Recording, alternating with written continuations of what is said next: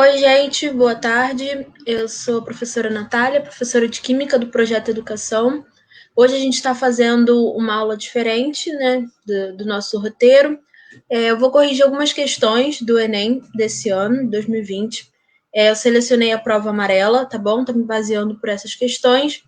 Infelizmente, a gente não vai conseguir corrigir todas as questões, mas qualquer coisa eu estou aqui à disposição para tirar dúvida. Vou comentar das questões que não necessitam de cálculo, né? Apesar que tiveram pouquíssimas questões.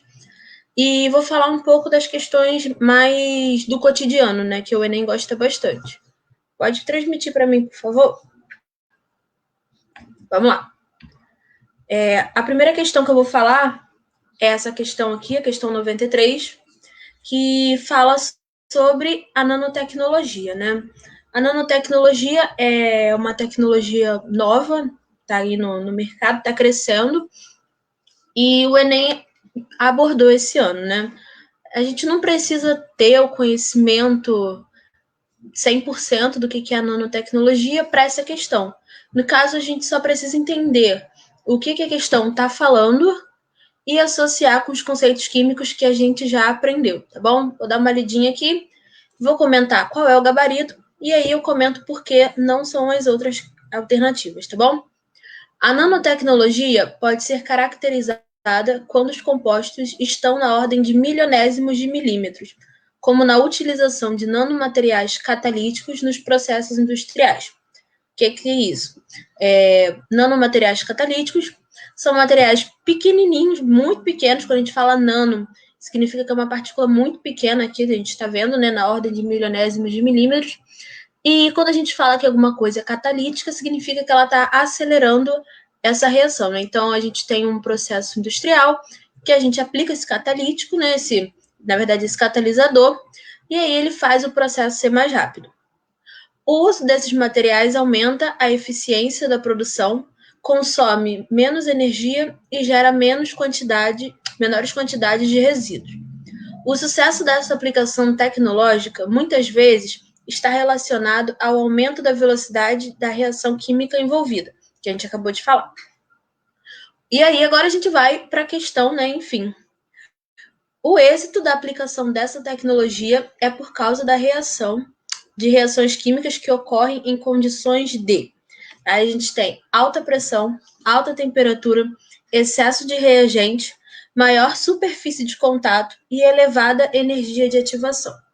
A alternativa aqui que liga a gente à parte de velocidade de reação à questão é a maior superfície de contato, letra D. O que acontece? Vamos pensar no conceito de superfície de contato. Imagina que a gente tem aquela vitamina C, né? Aquela cápsula, né, efervescente. Isso nem é uma cápsula. Quando a gente coloca esse remédio inteiro, ele demora um tempo X para dissolver todo na água. Se você quebrar em vários pedacinhos, ou seja, deixar em partículas menores, você tem um tempo menor para esse remédio dissolver. Então, quando a gente fala aí de nanotecnologia, acelerar a reação, a gente está falando, então, do aumento da superfície de contato, fazendo que a reação aconteça mais rápido. O aumento de pressão, de temperatura, ele não está, nesse caso, né, no caso da nanotecnologia, ele não está ligado à velocidade de reação. A pressão e a temperatura sim afetam, mas nesse caso não faz muito sentido, porque você tem a questão mais correta, né? Excesso de reagentes também não faz sentido, né? A gente nem fala de reagentes nessa questão. E a energia de ativação também não faz sentido. Agora a gente vai para a questão 95, essa mesmo, que é uma questão também que a gente não precisa saber química efetivamente, né? A gente precisa sim de alguns conceitos, mas que a gente consegue resolver pensando um pouquinho, respirando, olhando as outras alternativas, tá bom? Questão 95, ainda da prova amarela. Para garantir que produtos eletrônicos estejam armazenados de forma adequada antes da venda, algumas empresas utilizam cartões indicadores de umidade nas embalagens desse produto. Alguns desses cartões contêm um sal de cobalto que muda de cor em presença de água, de acordo com a equação química. Vamos lá, vamos falar primeiro dessa equação. Essa equação química aí, ela é uma equação reversível, né? Então está acontecendo o equilíbrio, né? Então, quando a gente fala dessa reação da esquerda para a direita aí, né? O produto formando o reagente, acontece, tal, beleza. Quando eu aqueço, quando ela não está em presença de água, né? Eu volto essa reação para a cor azul. Então, é uma reação reversível, tá bom? Esse conceito dessa seta dupla, ele significa isso, que há a possibilidade do reagente ser o produto e aí o produto voltar a ser reagente dependendo da condição, né? Que nesse caso é a presença de água. E aí, como você procederia para reutilizar, num curto intervalo de tempo, um cartão que já estivesse com a coloração rosa? Acabei, né, de dar a resposta, seria aquecendo, né? Por quê? Vamos supor que a gente recebe o cartão, a ideia é receber o cartão na cor azul, né? E alguns desse cartão, ele, nesse caso, veio na cor rosa. O que eu faço para ele voltar para o azul? O que me caracteriza? O que me caracteriza é a presença de água. Então, a única alternativa aí que eu faço para tirar a água é aquecer, né? Resfriar no congelador, eu só vou estar mudando o estado físico da água, a água vai continuar presente. Se eu borrifar um spray de água, eu vou continuar com ele rosa, né? Ou seja, eu vou estar acrescentando mais água, deixar ele mais molhado. Não faz sentido para mim, né? Se a ideia é que ele fique azul. Envolver em papel alumínio não vai adiantar de nada. Ou embrulhar em um papel de guardanapo de papel. Ok, é até eficiente, eu vou secar. Mas aqui eu digo que eu preciso que ele seja num curto espaço de tempo, né? O Enem, ele tem muitas dessas pegadinhas. Ele me dá alternativas que podem ser que sim, mas que ele me dá uma vírgula aí. Nesse caso, num curto espaço de tempo. Então, você pega o secador de cabelo, joga ali nesse cartão, tá aquecido. Agora, a gente vai para a questão 107, tá? Eu marquei essas outras questões aqui, mas depois a gente pode debater sobre elas. A questão 107, ela já está falando um pouco de química orgânica. A gente já precisa entender o conceito da química orgânica, né? Das cadeias, das nomenclaturas, para a gente conseguir desenvolver essa questão. Diferente das outras, que a gente ainda consegue chutar ali na dedução, né? Aí vamos lá. O microempresário do ramo de cosméticos utiliza óleos essenciais e quer produzir um creme com fragrância, quase que não sai, de rosas. O principal componente do óleo de rosas tem cadeia poliinsaturada e hidroxila em carbono terminal. Muito importante essa informação, vamos guardar ela aqui. O catálogo dos óleos essenciais apresenta, para a escolha da essência, estas estruturas químicas. Aí ele me dá 5 estruturas químicas e ele me diz assim, qual substância o empresário deverá utilizar. Vamos falar um pouco de cada uma e depois a gente marca a opção. Isso a gente faz um pouco diferente. Vamos começar de trás para frente. Não vou começar na primeira, não. Ali a gente está dizendo que a gente precisa que seja uma cadeia poliinsaturada e com a hidroxila em carbono terminal. O que significa uma cadeia poliinsaturada? Significa que ela tem mais de uma insaturação. O que é isso? A insaturação significa que ela tenha ligação dupla ou tripla. E esse prefixo poli significa que ele tem mais de um, né? Ok, então vamos lá. E a hidroxila em carbono terminal significa que eu tenho que ter aquele sufixo OH nas pontas da reação, né? Vamos lá. Na substância 5, eu até tenho a cadeia poliinsaturada, né? A gente está vendo duas duplas ligações ali em cima e na parte de baixo. Porém, a gente não tem uma hidroxila, né? A hidroxila ela é caracterizada pelo OH, né? Esse CHO é uma outra função química, é um aldeído, a gente não quer ela aqui. Então, a gente já corta essa alternativa. Então, não é a letra E. A4. A4, eu tenho uma cadeia poliinsaturada, né? A gente está vendo aí o anel benzênico. O que significa isso? Dentro desse anel, eu tenho três ligações duplas intercaladas, né? Então, se eu tenho, deixa eu ver se eu sei. Se eu tenho uma dupla aqui, aí essa aqui não tem, essa aqui tem, essa não tem, essa tem e essa não tem. Ou seja, eu tenho 3 ligações duplas se intercalando, né? Sim, é uma cadeia poliinsaturada. E aqui eu já tenho a hidroxila. Só que aqui a gente não está vendo essa hidroxila em carbono terminal.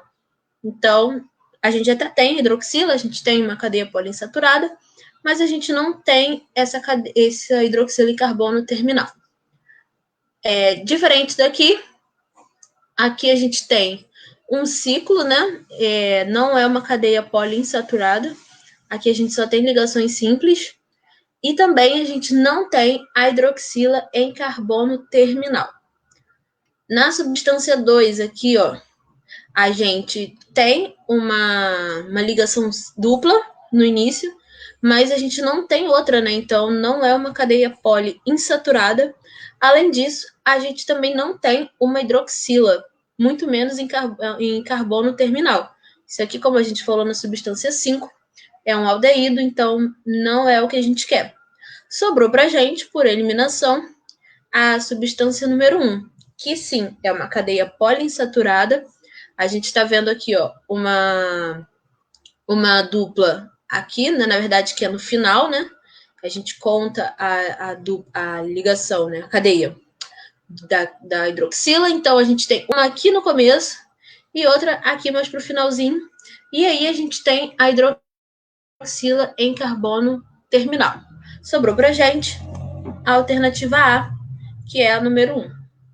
Agora, a gente vai dar um salto lá para a questão 115, que é essa daqui. No nosso curso, a gente ainda não chegou nesse conceito. Aproveitei aqui para deixar essa questão que a gente fala um pouco sobre o oxigênio dissolvido e a demanda bioquímica de oxigênio, mas que depois a gente vai ver no nosso curso durante esse ano, a gente vai ver esses conceitos, tá bom? Os pesquisadores coletaram amostra de água de um rio em pontos diferentes, distantes alguns quilômetros um do outro. Ao longo do rio, há locais de água limpa, como também locais que recebem descarga de esgoto de área urbana, e locais onde há a decomposição ativa com a ausência de peixe. Vamos guardar essas informações aqui, tá bom? A gente precisa desse conceito para entender a questão. Os pesquisadores analisaram 2 parâmetros: o oxigênio dissolvido, que é o OD, e a demanda bioquímica de oxigênio, é o DBO, em cada ponto de coleta de água, obtendo o gráfico. E aí a gente tem esses pontos de amostragem, a gente tem a quantidade de OD e DBO aí no canto esquerdo, e a legenda, né? Então, o asterisco é o oxigênio dissolvido e essa cruzinha é o DBO. E aí, vamos lá.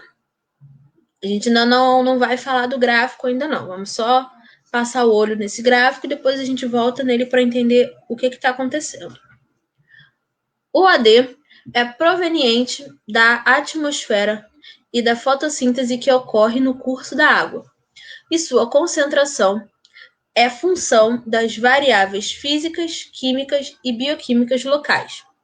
A DBO é a quantidade de oxigênio consumido por micro-organismo em condições aeróbicas para degradar uma determinada quantidade de matéria orgânica durante um período de tempo numa temperatura de incubação específica. Então, assim, eu separei essa questão porque a gente não deu essa matéria, ok. Mas a própria questão, ele já explica os conceitos, né? Então, a gente já consegue resolver essa questão a partir do próprio conceito que o Enem me dá.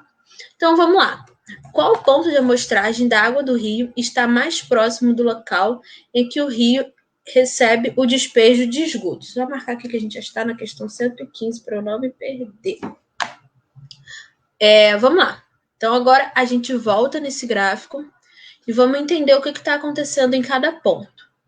No ponto de amostragem número 1, a gente tem o oxigênio dissolvido ali no 4, enquanto o DBO está lá no 12. O que está acontecendo? Como a gente viu aqui, ó, o oxigênio dissolvido, né, ele é proveniente da amostra e da fotossíntese que ocorre no curso da água, enquanto a DBO é a quantidade de oxigênio consumido por micro-organismos. Tá bom, vamos só ficar com esses conceitos aqui. Então, vamos lá. Se eu tenho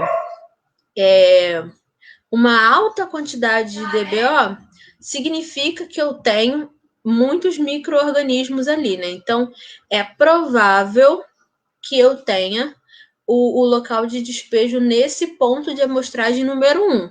É provável, ainda não sei, não vi as outras questões. No ponto 2, vamos lá, eu tenho o oxigênio dissolvido entre o 2 e o 4, então pode ser que ele esteja ali entre o 3 ou 3, alguma coisa, que acho que ele não está certinho no meio. Enquanto a DBO, ela já abaixa um pouquinho, né? Ela sai ali meio que do 12, né? E já fica ali entre os 6. Então, ele reduz, vamos botar que ele reduz 50%. Ok, temos presença de micro-organismos, mas o local de despejo já não temos mais certeza se é no ponto 2. Até o momento é no ponto 1, certo?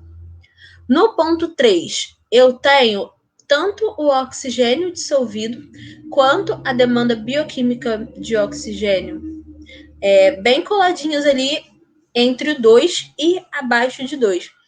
O que isso significa para mim? Que esse é o ponto onde a água está mais limpa. Vamos supor ali que ele me diz que há locais de água limpa, né? Então, provavelmente, esse é um ponto onde a água está limpa, né? Nesse esquema. No ponto 4, eu tenho ali a DBO entre o 4 e o oxigênio dissolvido um pouquinho ali abaixo, né? Mais ou menos 3, alguma coisa. Enfim, não dá para ver direito, porque assim é só ponto, né? Então, se tivesse alguma linha, a gente ficaria vendo melhor. Esse também não é um local tão sujo, né? Não é o local que ele recebe o esgoto, que a gente tem esses parâmetros bem abaixo. E aí, o 5, ele tem o oxigênio dissolvido ali no 6 e o DBO um pouco mais abaixo, né? Acho que está no 4. Então, são valores muito pequenos. O que me caracteriza a presença de esgoto na maioria ali das vezes, é a demanda bioquímica de oxigênio, né? Vamos só voltar aqui, ó, que é a quantidade de oxigênio consumido por micro-organismo em condições aeróbicas para degradar uma determinada quantidade de matéria orgânica. Então, como a DBO está muito alta, isso significa que eu tenho muita matéria orgânica nesse local, fazendo com que esses micro-organismos eles sejam consumidos. Então, qual ponto de amostragem da água do rio está mais próximo ao local que o rio recebe despejo de esgoto? Então, é o ponto 1, porque a gente tem a DBO muito alta e o oxigênio dissolvido bem baixinho, tá bom? Vamos para a questão agora 120, que é uma questão muito legal também. O Enem, ele adora falar sobre meio ambiente. A química ambiental, ela sempre cai e sempre cai em muita quantidade. Então, assim, se tem uma matéria, não é a mais importante, né? Mas se tem uma matéria que a gente deve sempre ficar focado no Enem, é química ambiental.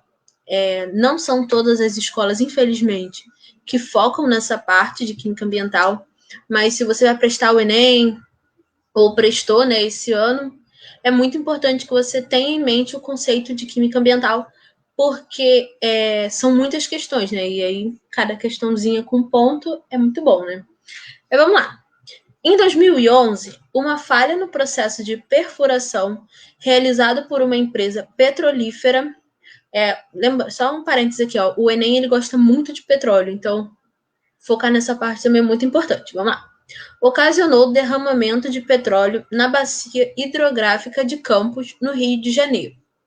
Os impactos decorrentes desse derramamento ocorrem porque os componentes do petróleo reagem com a água do mar e sofrem degradação, gerando compostos com elevada toxicidade. Então, vamos lá. O que é o petróleo? O petróleo é um hidrocarboneto. Então, quando a gente fala de um hidrocarboneto, a gente está falando de uma cadeia carbônica que pode ser pequena, como pode ser imensa. E, nesse caso, por ser um hidrocarboneto, ele só tem carbono e hidrogênio na sua composição. Ele não tem nada além disso. E o que acontece com o hidrocarboneto? Todos os derivados do petróleo, eles são apolares, né? Então, quando a gente fala que ele reage com a água, a gente não está falando uma verdade, porque a gente sabe que a água é polar e os hidrocarbonetos são apolares, né? Devido aos conceitos de polaridade, que aí a gente já estuda durante o ano. Então, ele não vai reagir com água, porque eles têm diferenças de polaridade, né? Então, essa questão aí a gente já deleta ela de cara. B. Acidificam o meio, provocando o desgaste das conchas calcárias de moluscos e a morte de corais. Bom, é um tipo de impacto, mas não está ligado ao petróleo, né, em si, nessa questão. E aí a C, a gente pode também tirar ela pela mesma razão do A. Mas vamos só ler aqui, ó. Dissolve-se em água, né? Não se dissolve, causando a mortandade dos seres marinhos por ingestão de água contaminada. Quando a gente tem um vazamento de petróleo, sim, a gente vai ter uma mortandade da vida marinha nessa região, mas não é porque eles bebem água contaminada, né? Eles não se dissolvem na água, tá bom? É bem importante a gente lembrar isso. D. Tem caráter hidrofóbico e de baixa densidade, impedindo as trocas gasosas entre o meio aquático e a atmosfera. Essa, para mim, é a questão mais correta até o momento, porque, como a gente falou aqui, né? O primeiro ponto é que ele não tem reação com a água, né? Pela diferença de polaridade. Então, sim, tem um caráter hidrofóbico, né? Que é a fobia de água, ou seja, ele não vai reagir com esse meio. E, além disso, ele possui baixa densidade. Por quê? Quando a gente fala de petróleo, a gente fala de muitos carbonos, né? E a gente fala de uma cadeia muito grande. Então, essa cadeia muito grande, ela fica pesada, tá bom? Quando a gente tem o petróleo, a gente tem esse tipo de cadeia e a densidade dela baixa, tá bom? A gente pode falar um pouco sobre petróleo, acho que tem uma outra questão, a gente pode trabalhar um pouco melhor.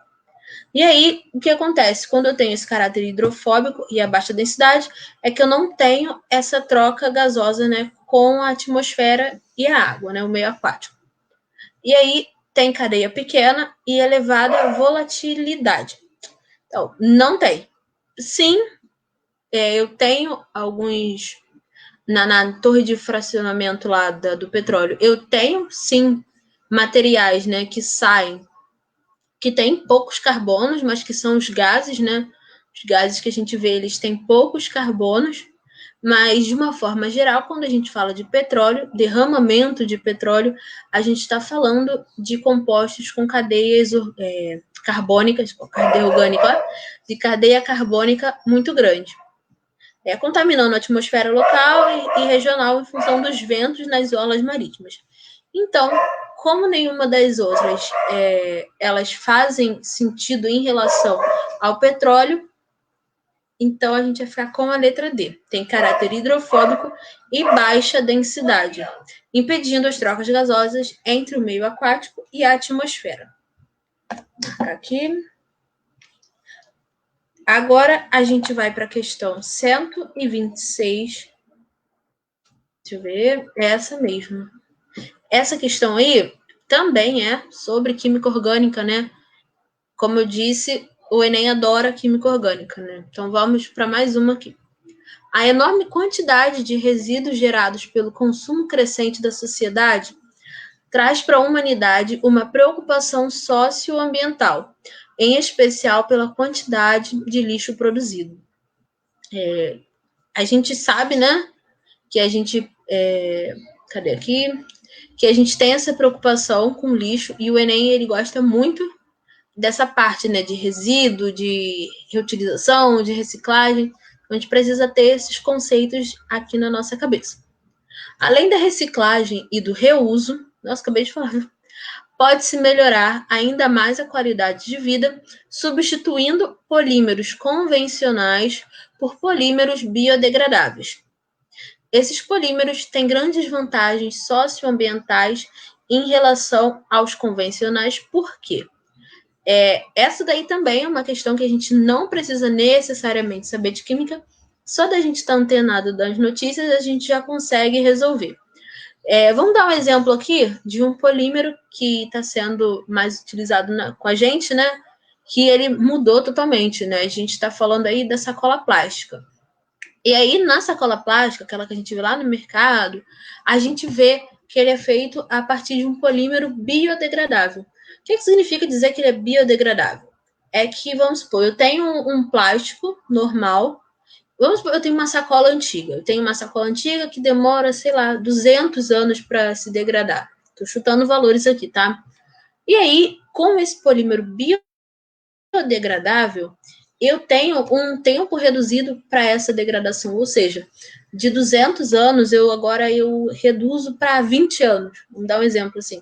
Então, em 20 anos eu tenho já esse material decomposto, enquanto o polímero convencional ele está lá, ó, lutando para se decompor, causando mais acúmulo de lixo aí. Então, a questão aqui que mais se adequa é a letra D, que são degradados em tempo bastante menor que os convencionais, porque ele fala aí, né? Ele fala quantidade de lixo produzido, fala de biodegradável. Então, se a gente pegar esses terminhos aí, a gente consegue matar a questão. Então, a A, ela não está correta, porque não são tóxicos, né? A gente não está falando disso. Não precisam ser reciclados, pelo contrário, né? Não causam poluição quando descartados. Sim, ainda é um problema, mas é um problema que pode ser um pouco minimizado pelo tempo de degradação dele, né? E aí a letra E apresentam propriedades mecânicas semelhantes ao convencional. Também não. Nossa última questão é a questão 129,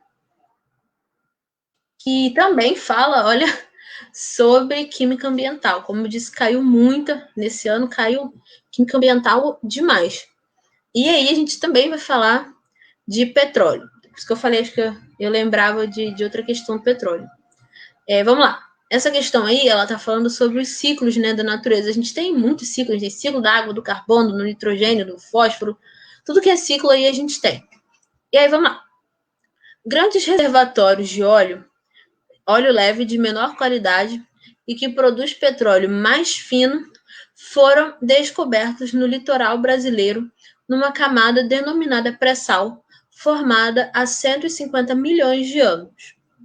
A utilização desse recurso energético acarreta para o meio ambiente um desequilíbrio do... Como que a gente mata essa questão já de 5 alternativas, a gente já mata para 2. Petróleo, como eu disse, é um hidrocarboneto. Então, é uma cadeia formada apenas por carbono e hidrogênio. Não existe outro elemento nesse caso. Então, eu tiro a, tiro a B e tiro a E. Já fico aí com 2 questões. Mas vamos dar uma lida nelas só para a gente entender. Causa um desequilíbrio no ciclo do nitrogênio devido à nitrificação ambiental, transformando amônia em nitrito. Nada a ver. Também nitrogênio, devido ao aumento de compostos nitrogenados no ambiente terrestre. Menos a ver ainda. E no fósforo, devido à liberação dos fosfatos acumulados no ambiente marinho. Também não. Então, vamos lá. A gente fica aqui com as alternativas C e as alternativas D.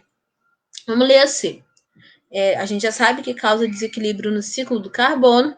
Vamos lá. Devido ao aumento dos carbonatos dissolvidos no ambiente marinho ou devido à liberação das cadeias carbônicas aprisionadas abaixo dos sedimentos.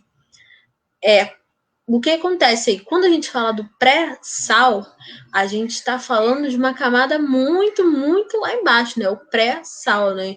Então, a questão que é correta é a questão alternativa. A alternativa correta é a letra D, porque quando a gente tem esse desequilíbrio, né? Então, quando a gente fala do pré-sal, a gente está falando dessa liberação das cadeias carbônicas que estão aprisionadas lá embaixo, quietinha, que foi formada há 150 milhões de anos, então tem muita coisa por cima, né? Então, é isso, né? A gente tem outras questões para corrigir ainda. A gente pode fazer uma parte 2 desse vídeo, a gente vai conversar ainda sobre esse tema, mas qualquer dúvida, eu estou aqui à disposição. O nosso vídeo ele vai ficar disponibilizado aí para a gente assistir. E qualquer coisa, eu estou à disposição aí pela página do Facebook do projeto, também pelo YouTube, né? Eu posso responder. E aí, a gente tem canal no Instagram também e tal, se quiser conhecer o nosso projeto. Qualquer coisa, entra em contato com a gente e a gente resolve outras questões, tá bom? Então é isso, gente. Muito obrigada e até a próxima.